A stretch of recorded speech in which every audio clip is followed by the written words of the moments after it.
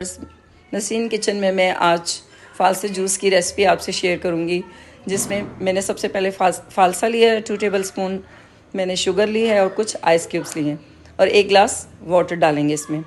सबसे पहले फालसा आप जूसर में डालें, उसके बाद 2 टेबलस्पून शुगर ऐड करें और उसके बाद 1 ग्लास वाटर ऐड करें और 6 to 7 आइस क्यूब्स डालें।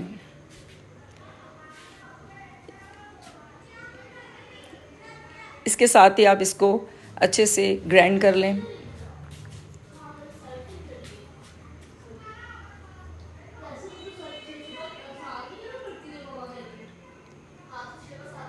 व्यूअर्स, देखें फालसे का कितना अच्छा कलर आ रहा है और ये ठंडक पहुंचाता है इंसान को। अगर इसके पीने से आप काफ़ी तरोताज़ा महसूस करेंगे।